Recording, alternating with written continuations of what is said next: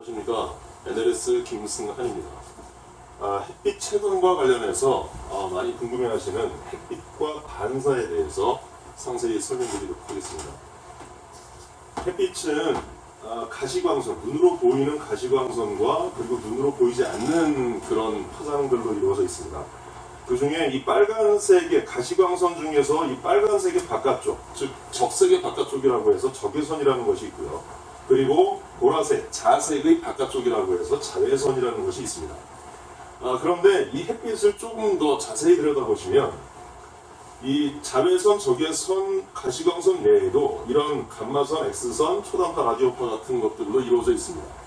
이 햇빛, 그러니까 빛이라는 것을 이해하실 때 파장을 이해하셔야 합니다. 파장은 이와 같이 반복되는 파장을 얘기하는 것인데, 예를 들어서 여기 1나노미터라고 한다면 굉장히 짧은 파장입니다. 즉 1나노미터면 대략 1미터를 10억분의 1로 나누는 겁니다. 그럼 굉장히 짧은 게 되겠죠. 굉장히 짧은 파장들로 이루어져 있다라고 해서 그러한 짧은 파장이고, 예를 들어 여기 1미터라는 거는 1미터의 길이를 하나의 파장으로 이렇게 세워지는 그러한 파장들로 이루어져 있다는 것입니다. 따라서 햇빛은 극도로 짧은 파장부터 엄청나게 긴 파장까지 한꺼번에 다 모여 있는 것이고, 그 중에 눈으로 보이는 파장대가 380나노미터부터 750 내지는 760나노미터까지 그 부분이 인간의 눈으로 보입니다. 그래서 그걸 눈으로 보인다고 해서 가시광선이라고 하는 것이고요. 그건 바로 이 영역에 해당합니다. 그리고 그 자외선, 적외선, 그 외에 다른 파장들도 한꺼번에 존재한다는 것이죠. 그래서 햇빛은 파장이다.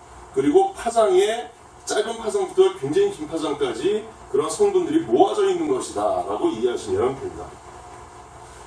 자, 이제 그 중에서도 우리가 가장 궁금해하는 것은 뭐냐면 실제로 지구상의 생명들이 실제로 받고 있는 그런 빛은 적외선, 가시광선, 자외선 영역에 해당합니다. 그래서 우리가 그걸 좀 더 자세히 볼 필요가 있는데, 여기서 이 울트라바이올렛이라고 하는 것이 자외선입니다. 여기서 UV가 자외선을 뜻하는 것이고, 그 중에 UV, A, B, C 세 가지로 자외선은 이루어져 있습니다. 여러분들 화장품에 보시면 뭐 자외선 차단, UV 차단 이런 게 들어가 있는 걸 보실 수가 있는 게, 그게 UV가 바로 이 울트라바이올렛, 그 자외선입니다. 이제 UVC부터 설명을 드리면, UVC는 염색체 변이를 발생시키고 단세포 유기물을 파괴합니다. 엄청나게 해롭죠. 그런데 다행히도 이 성층권에 도달하기 전후로 이 UVC는 거의 대부분이 소멸이 됩니다. 이걸 다시 얘기하면, 지구상에 존재하는 동식물은 이 UVC가 차단된 환경에서 생존될 수 있는 그러한 동식물들로 이루어져 있다, 이렇게 보실 수가 있는 거죠. 자, 그리고 그 다음 UVA를 보시면, UVA는 피부 깊숙이 침투합니다. 그래서 광으로 인한 노화, 주름, 기미, 주근깨의 주 원인이 되고, 또한 이 피부암의 원인도 될 수 있다라는 연구 결과 또한 나와 있습니다. 이 UVA는 상대적으로 유리창을 많이 통과합니다. 다른 자외선에 비해서 상대적으로 많이 통과한다는 것이죠. 자, 이제 가장 관심 있어 하는 것이 바로 UVB인데, UVB는 인체에 가장 영향을 많이 미칩니다. 그래서 피부의 광손상을 일으키는 주 원인이죠. 그러면서 이 UVB는 상대적으로 유리창을 적게 통과합니다. 즉 UVA에 비해서는 적게 통과한다는 겁니다. 그리고 이 UVB에서 관심받는 것이 290나노미터 파장 영역인데, 이 파장 영역이 피부에 닿으면 피부를 자극해서 비타민 D의 생성을 촉진시키는 역할을 해줍니다. 비타민 D는 인간한테 굉장히 중요하죠. 그런데 여기서 정말 중요한 요인이 뭐냐면 과유불급이라는 겁니다. 지나치면 부족함만 못하다.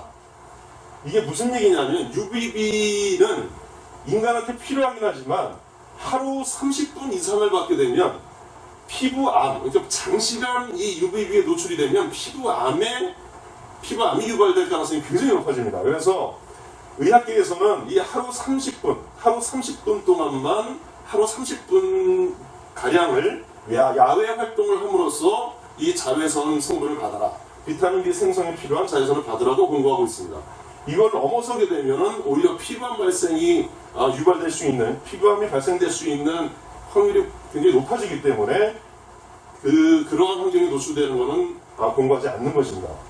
따라서 하루에 30분이라고 한다면 예를 들어 학생들의 경우에는 쉬는 시간과 점심시간, 그때는 야외 활동을 해라, 체육 시간에 반드시 야외 활동을 해라 라는 것이고, 직장인들 같이 어떤 건물 안에 이렇게 갇혀있는 그런 분들의 경우에도 최소한 점심시간만큼은 식사 후에 반드시 야외 활동을 해라, 바깥에서 숨쉬기를 한다든지 그런 것으로도 충분히 이 하루에 30분 정도면 이 비타민 D 생성에 필요한 자외선은 충분히 다 받는다는 것입니다.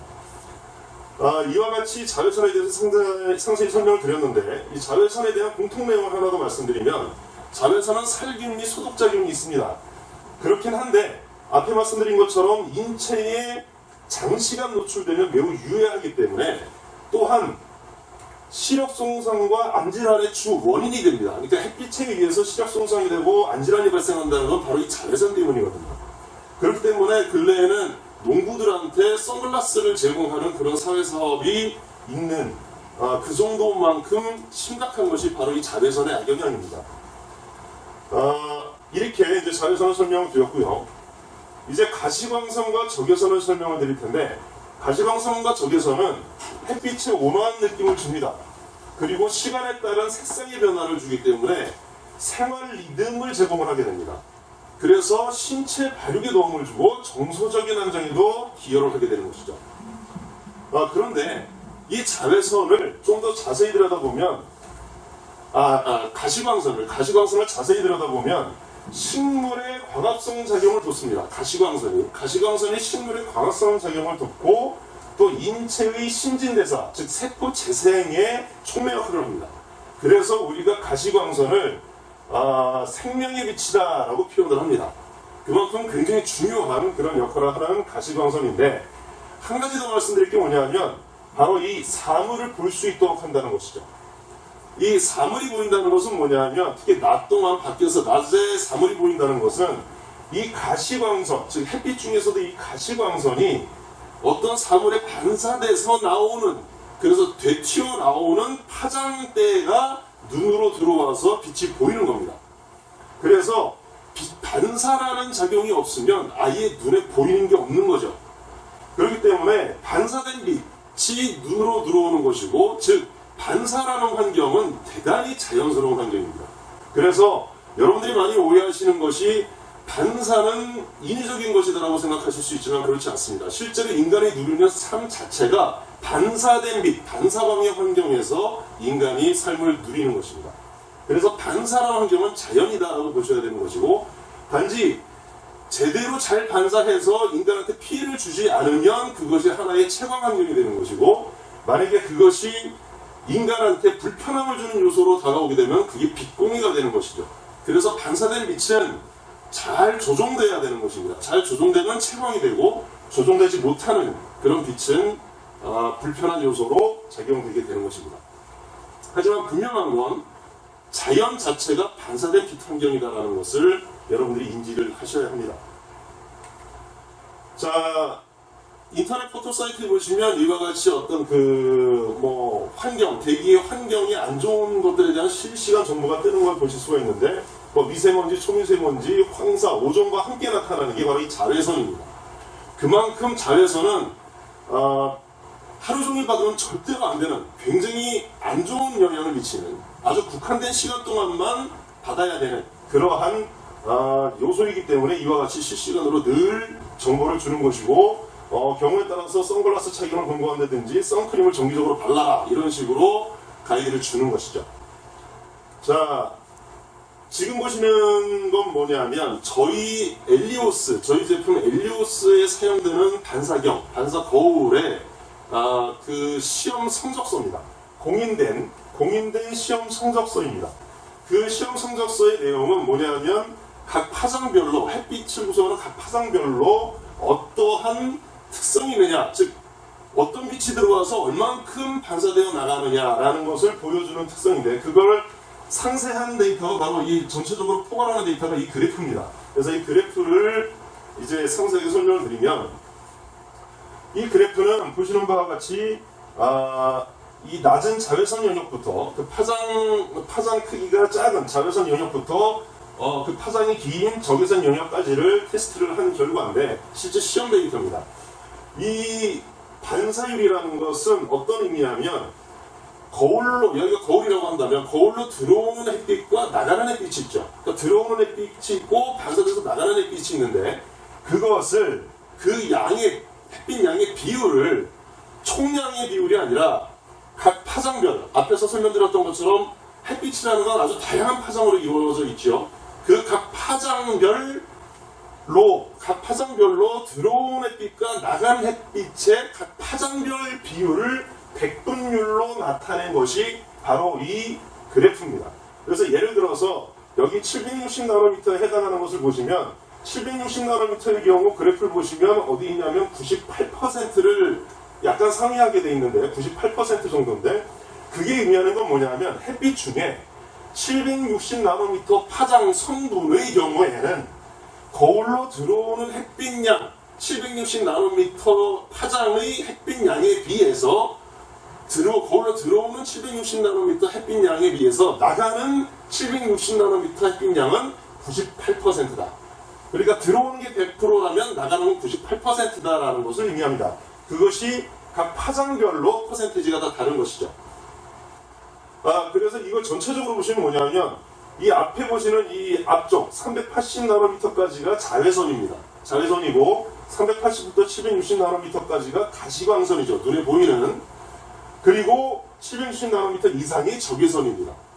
그것을 전체적으로 보면 어떻게 되냐 하면 자외선의 경우는 이와 같이 그래프가 형성이 되어 있는데 그건 뭐냐 하면 상당 부분 자외선은 차단한다 라는 것이죠. 즉 인체에 해로운 장시간 받을 경우 인체 해로운 특히 실내에서 있는 분들이 계속 받으면 안 될 만큼 장시간 받으면 인체에 해로운 자외선은 상당 부분 차단시킨다 라는 것이고 인체에 꼭 필요한 실내에서도 인체에 꼭 필요한 낮 시간 동안에 반드시 받아야 되는 가시광선 영역은 최소 92에서 98% 이상 대부분의 경우는 95% 이상을 전달한다 라는 것이고 그리고 적외선 영역도 높은 비율로 전달한다 라는 특성을 보이고 있다는 것입니다. 즉 이건 뭐냐면 실내에 직접광, 태양 직접광이 들어오게 되면 지속적으로 자외선을 받아야 되거든요. 그러면 그 자외선을 받을 때 뭐 거기에 실내에 있는 학생들이나 또는 그 근무하는 그 거주자들이나 또는 뭐 직장인들한테 선글라스를 지급할 수는 없는 거거든요. 그렇기 때문에 실제 직접광이 들어갈 때보다도 저희가 사용하는 이 솔라미러를 사용을 해서 빛을 전달하게 되면 해로운 자외선은 차폐시키고 사람한테 가장 필요한 가시광선 그리고 적외선은 효율적으로 전달하는 아주 자연스러운 확산자연광 반사된다는 것은 자연이거든요. 그래서 그것이 사람들한테 불편한 요소로 작용되지 않을 전달 각도를 가지고 가장 좋은 실내 환경을 만드는 확산 자연광 환경으로서 전달을 한다는 것입니다. 그래서 저희 엘리오스에서는 결론적으로 실내에 오히려 직접광보다도 더 나은 환경을 제공할 수 있다라고 말씀을 드릴 수가 있는 것입니다. 자, 여기까지가 오늘의 주된 내용이고요. 이제 이 뒷내용은 뭐냐면 참고적으로 저희가 그 LED와 그 자연광을 이렇게 혼란하시는 그러니까 그게 비슷한 거 아니냐라고 혼란하시는 경우가 있기 때문에 그거를 좀 보충 설명을 드리고자 지금 자료를 마련한 건데요. 햇빛이 하얗게 보일 때 여기 보시면 여기 노란색 선이 있습니다. 여기 중간에 있는 이 선이 어느 특정 지점에서 지구상의 어느 지점에서 낮 시간 동안 그 맑은 날 햇빛을 받아가지고 그걸 각 파장별로 분석을 한 겁니다. 가시광선 영역에서 분석을 한 겁니다. 그런데 그 특성을 보시면 전체적으로 모든 성분들이 고르게 다 있다는 걸 보실 수가 있습니다. 즉 빨주노초 파란빛뿐만 아니라 그 중간중간 영역도 전부 다 존재하는 것이죠. 그래서 햇빛은 7색깔이 아닙니다. 그 빨주노초 파란빛뿐만 아니라 그 중간중간의 색깔이 모두 다 존재합니다. 그래서 이와 같이 고르게 전 영역에 분포가 되어 있는 걸 보실 수가 있는데, 여기 회색은 뭐냐 하면 LED입니다. LED. LED는 RGB 그 세 가지 색깔을 가지고, 그 빨간색, 파란색, 녹색을 가지고 이 구현하는 하얀 색깔이기 때문에 실제로 하얀색, 햇빛하고 유사하게 인간 눈에 하얀색으로 보이더라도 사실은 이러한 파장을 갖고 있습니다.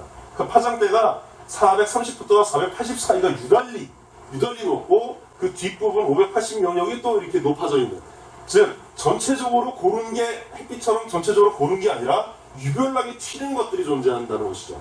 그리고 이 빨간색 선은 뭐냐면 요즘에 나오는 그 오가닉 LED라는 겁니다. 그것도 역시 뭐 LED만큼은 아니어도 그래도 얘도 이 햇빛과 비교하면 특정 파장들이 유별나게 튀는 것을 보실 수가 있습니다.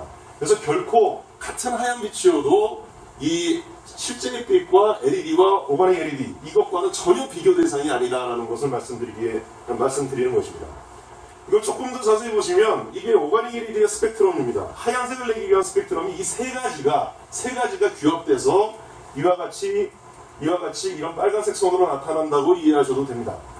그래서 전혀 다른, 실제 햇빛과는 전혀 다르다는 것이고, 그리고 LED의 경우는 더 심각합니다. 왜냐하면 이와 같이 파란색 영역이 굉장히 두드러지고 여기서 뭐 녹색이 이렇게 두드러지는 이런 특성을 갖고 있기 때문에 이 LED의 스펙트럼을 보시면 이 어떤 자극적인, 근데 보기에도 뾰족하니까 굉장히 자극적인데, 이러한 이 파란색 부분이 파장이 짧기 때문에 시각적으로 굉장히 큰 자극을 줍니다. 그래서 시세포를 강하게 자극시켜서 눈에 부담을 주는 것이죠. 따라서 이러한 LED나 오가닉 LED를 사용을 해서 환하게 그냥 하얀색으로 주면은 햇빛하고 같을 것이라 생각하는 건 전혀 맞지 않습니다. 그래서 이러한 LED나 오가닉 LED 가지고 식물을 키워보겠다는 시도가 있었지만 그게 거의 실패하는 이유가 햇빛과는 전혀 다른 특정 파장들로 이용해서 그걸 뒤섞어서 하얀색을 만들기 때문입니다. 태양은, 햇빛은 그 모든 파장들이 다 존재하는 것이고, 저희가 엘리오스를 통해서 전달되는 햇빛은 그 중에서 지속적으로 받으면 안 되는 자외선을 차단하고 나머지는 거의 다 전달을 해드리기 때문에, 그러한 확산자연광으로서 실내에 효율적으로 햇빛을 전달하고 오히려 실내에서 가장 편안하게 느낄 수 있는 햇빛으로 전달해 드리기 때문에 좋은 채광 환경이 될 수가 있는 것입니다. 여기까지 설명드리겠습니다. 감사합니다.